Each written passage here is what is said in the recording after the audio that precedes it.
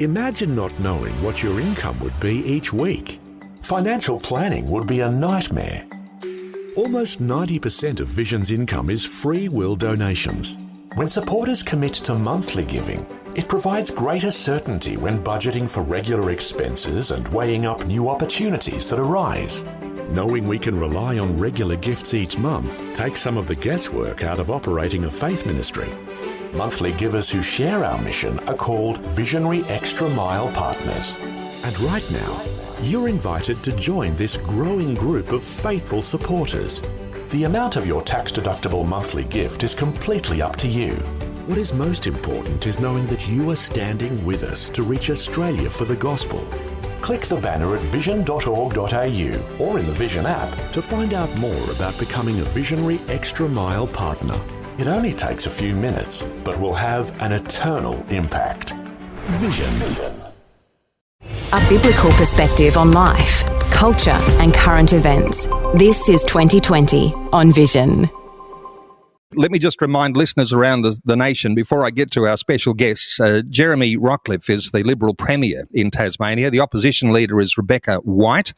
Tasmanians off to the polls. It's the second term for the Liberal government here. This election was called a year early. This will be the fourth. It's the fourth. Sorry, I'm getting corrected on the run here. So let's welcome our special guests. Let me first of all welcome the Very Reverend Richard Humphrey. Richard, a special welcome along. You can stop using the Very Reverend now. Richard from this time forward. Sure. And we've got another special guest, Christopher Brohier, who is the Australian Christian Lobby State Director for Tasmania. Hey, Christopher. G'day, Neil and Richard. Good to be on.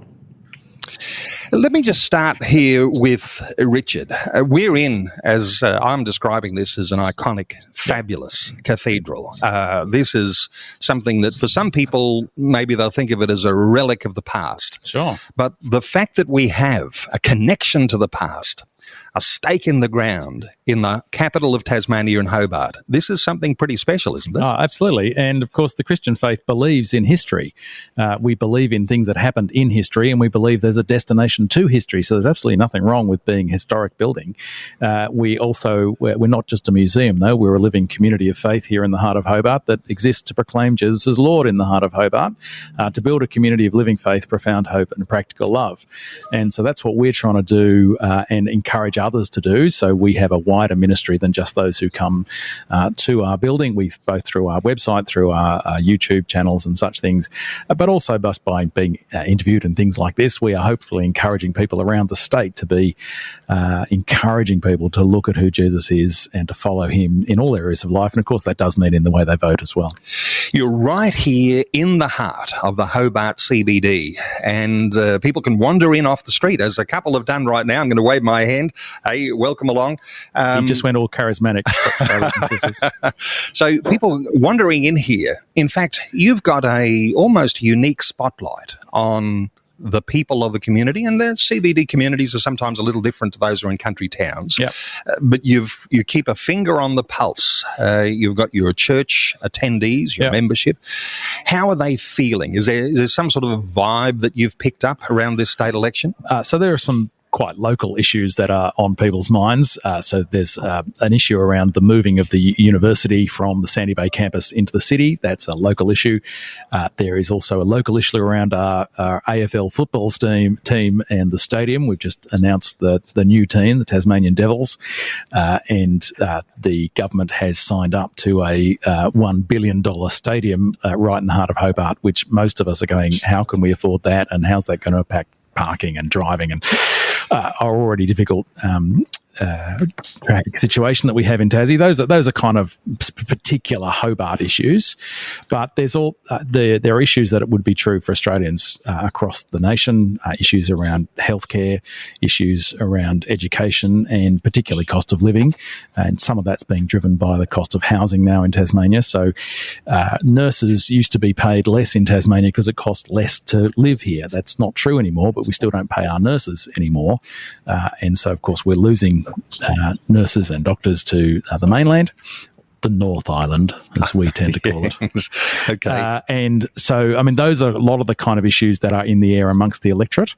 And I wish that there was a more collaborative, rather than sort of election promises attempt to solve these issues. Actually, there was an attempt by Parliament to be working together to govern, to actually bring some solutions to these, rather than simple election promises to deal with them. But we'll have to see how the new Parliament deals with that. It will.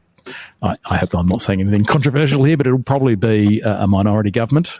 That's what the polls are pointing to, and it will be up to whoever the major party is to work with whoever they're working with to bring policies that hopefully will bring better outcomes for people.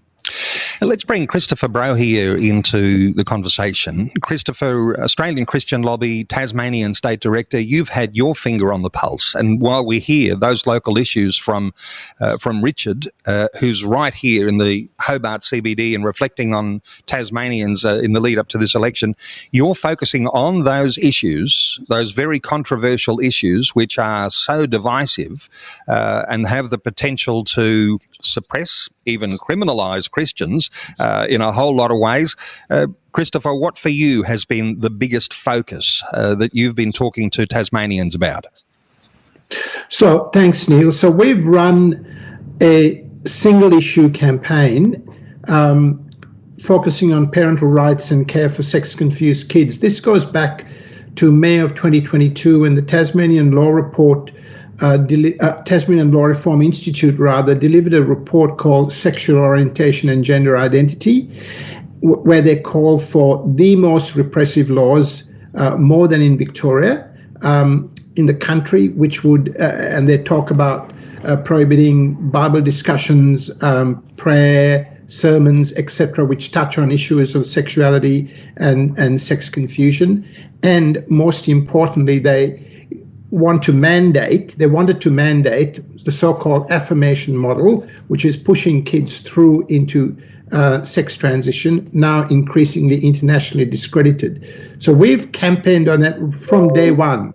We've had experts come in, we've had a forum in Parliament, which we've supported, we've had forums across the state, we've letterboxed, we've had full-page ads, and this campaign in the election, which came upon us sort of almost unawares, we've concentrated on that issue because we think the fate of the rights of parents to care for their kids and the rights of sex-confused kids is the most important thing in this election. And there seems to be a clear divide, and we're just pointing that out. We're a charity. We can't tell people how to vote, but we're pointing out these issues. So there was Christopher, it is an important issue. There was a bill that was sent out for comment that's now fallen into, I think it's abeyance because we're in a caretaker situation at the moment, and that was not as bad as the Victorian model. And so we certainly need to be encouraging our parliamentarians, and this is something I want to encourage our listeners that are in Tasmania to do. Please talk to your parliamentarians about having legislation that will protect parents and pastors to be able to pray and teach the Bible on this matter. And so, that was a Liberal government proposal. We don't know whether it would have passed through Parliament because it never got that far, and we don't know whether that will be the new bill that will get through when they come out of caretaker mode. Now, Christopher, interestingly, taking a broader perspective than just Tasmania, just overnight, the conversion bill has passed through the New South Wales Parliament, and so this is a hot topic, and you might even say rushed through the New South Wales Parliament. And when you say this is a snap election, it's caught everyone unawares. This is a deliberate ploy, would you say, when it comes to pushing through perhaps even legislation that could be quite controversial? I wouldn't say that for Tasmania because there was a process, there was an exposure draft, which, as Richard has pointed out, has now fallen away. And we understand, although that will, if the Liberals win, for example, that will be the draft that will proceed and then have to be debated in Parliament. So that issue hasn't come upon us unawares. In New South Wales, it was pushed through, and the New South Wales model is not good. It's it's slightly better than Victoria, but better than a very bad bill is not a great advertisement. And it will seriously affect parents, pastors, and even clinicians, and will bring, because it gives the right for civil claims on very little evidence. And so that's going to have a huge effect, sadly, in New South Wales. And so while we're seeing legislation pass through other state parliaments around Australia, what we're seeing is Tasmania is, you might say, in a very good way, lagging a little behind, and at least you'll be able to see what sort of effects those sorts of bills have in other states. Thoughts from you, Richard? Yeah, so, I mean, the bill that was put forward for exposure wasn't perfect. So Patrick Parkinson, somebody who many, I hope, listeners will know, was suggesting really not sure why we need this legislation, given there isn't a lot of evidence of these practices happening. But it was about as good a bill as we could get. But we were hoping for more protections around prayer. But certainly the model that was put forward was nowhere near as restrictive as either Victoria or I don't know much about the New South Wales bill. That's on the mainland. The North Island. That's right, the North Island, and I'll trust Christopher on that.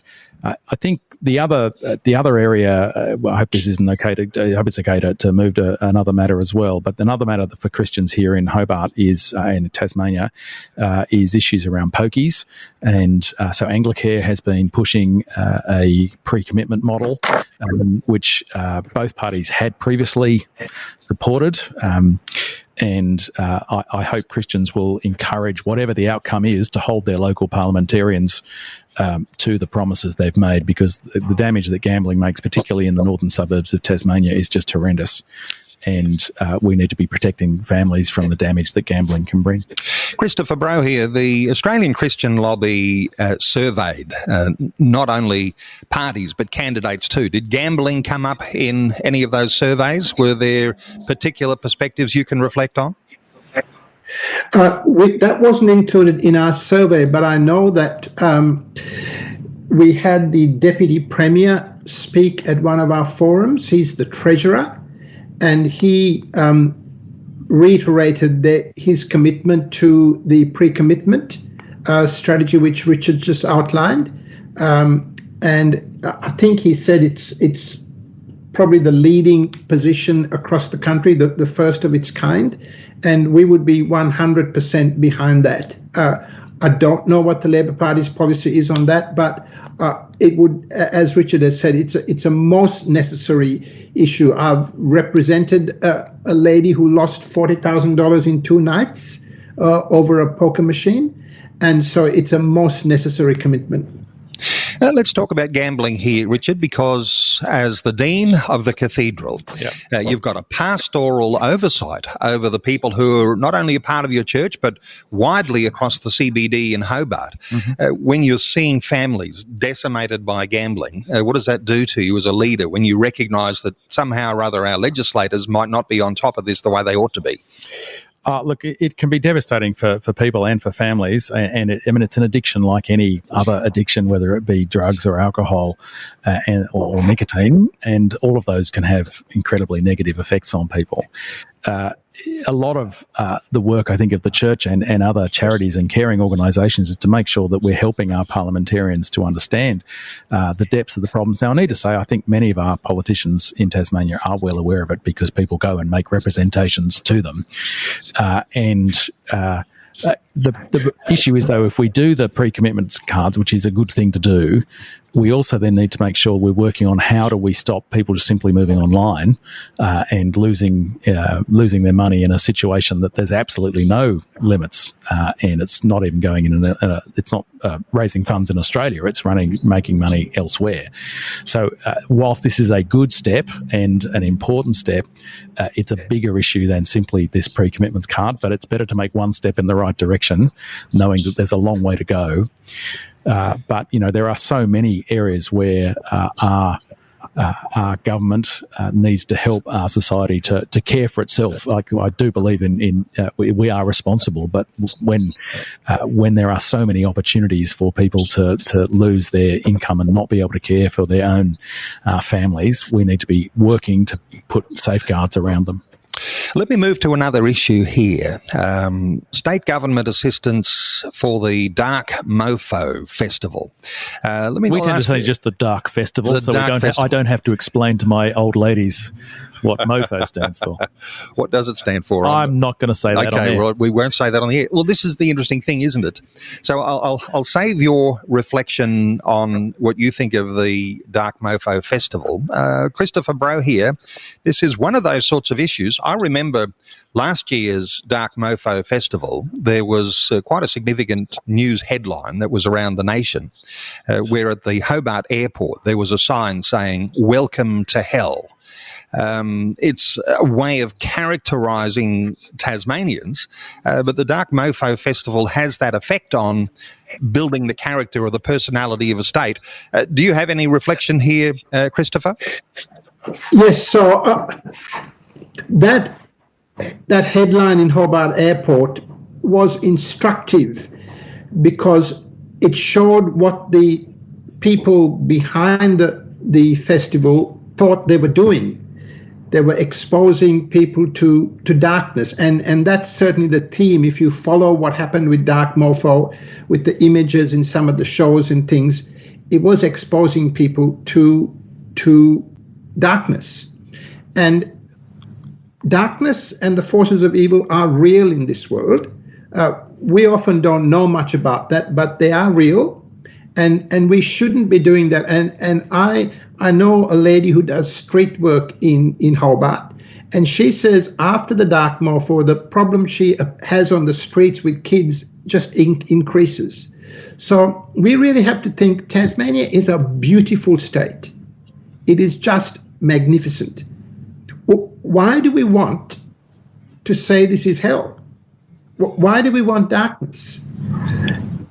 And of course, so we've got state government assistance for the Dark Mofo Festival. Let's bring Richard Humphrey in here because, and I know that you'd appreciate, Richard, that there are theatrics in, the way that performers have in their act, if they're, singing and doing video clips, and there's a certain theatricalness about it. And maybe you might even question motives. We might be reading into some things more deeply, but are we reading into the Dark Mofo Festival, or is there something real in that we need to be really cautious about? There's two things I'd want to say there, I guess. Firstly, in my experience of speaking to the people who organise the festival, I actually don't think they believe anything, which is different from saying they believe something and are trying to attract it.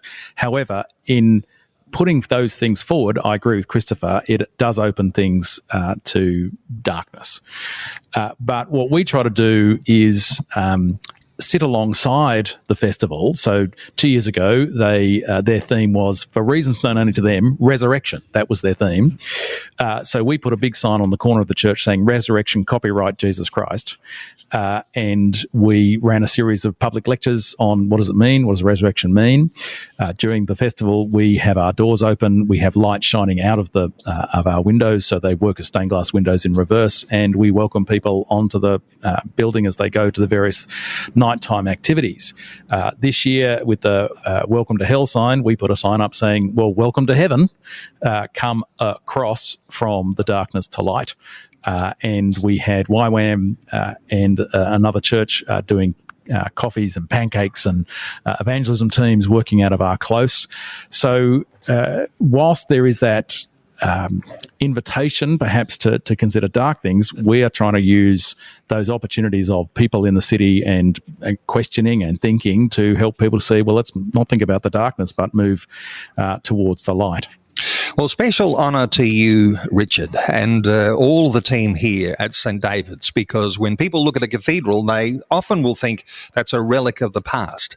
To hear your heart and your reflection of saying, we'll take the contemporary issues, what people are being bombarded with in the headlines, what they're looking at on their social media, and we're going to put an opposite where we can present the truth of Jesus Christ for a modern society. I think people will resonate with that, and I know that your heartbeat has been heard. So St David's Cathedral, it's the location of our special broadcast today. It is a pre-election broadcast. Tomorrow, Tasmanians are off to the polls. They're going to be electing another state government. Before I let you go, Richard, predictions. You did say a little earlier, maybe it's we're headed for another hung parliament. That might be what the polls well, we suggesting. haven't. Well, it's been a very odd situation here in Tasmania. We kept losing parliamentarians that were elected, and then there were recounts, and then we had two members who were Liberal Party members who defected to the backbench, not the backbench, side bench, middle bench. I don't know what you call them. Crossbench. Yep. Thank you. Mm-hmm. So we've had this sort of minority sort of government for over a year now. And that became unstable. That's why we've moved to have an election. And there had already been a commitment to restore the 35 members in the lower house. That we had 35 members up until the late 90s. Jack might correct me here, or Christopher might, but I think it was the late 90s. And then it was restricted to 25. Every party has understood that 25 just doesn't give enough members. Like if you talk to Guy Barnett, a good Christian guy who's the Attorney General and in charge of the Health Department, like you can't be the Attorney General and run the Health Department. That's just too big a portfolios. And I think he's got two others as well. I think he also does defence. I keep looking at Jack. I don't know why I'm looking at Jack. I just assume you know this stuff. So the going up from 25 to 35 makes it a very difficult job to choose. It also means that we used to have a choice of like 8 or 9 or 10 people when you went to vote. We've got 35 because all the major parties have all put 7 people in for obvious reasons. Just that crunching the numbers, you want people to. If you're a Labor Party person, you want 7 Labor people. If you want Liberal Party, you want 7, and same with the other parties. So it's going to be very hard to work out. You've got to vote for at least 7. It'll be a brave person who wants to vote for all 35. The polls seem to be pointing to a Liberal government, but in minority, maybe by 2 or 3 seats. And so as to who they'll work with, we have history here in Tasmania of the Labor Party working with the Greens. That was in 2010 to 2014. That is not a period of time that's remembered with great fondness politically. So that's why there's some nervousness about minority government. But that seems to be the outcome that most of the pundits are pushing towards. Both parties are obviously wanting majority government, but that doesn't seem to be the way it will fall. Thanks so much for your heartfelt reflections, Richard, and for listeners who are thinking, how do I make sense of all of these comments and where party policies might sit? There are a number of resources that you can make reference to. One of those called the Christian Values Checklist, the Australian Christian Values Checklist, christianvalues.org.au. And of course, ACL, the Australian Christian Lobby, has a Tasmania election website, tasvotes.org.au. Thanks for taking time to listen to this audio on demand from Vision Christian Media. To find out more about us, go to vision.org.au.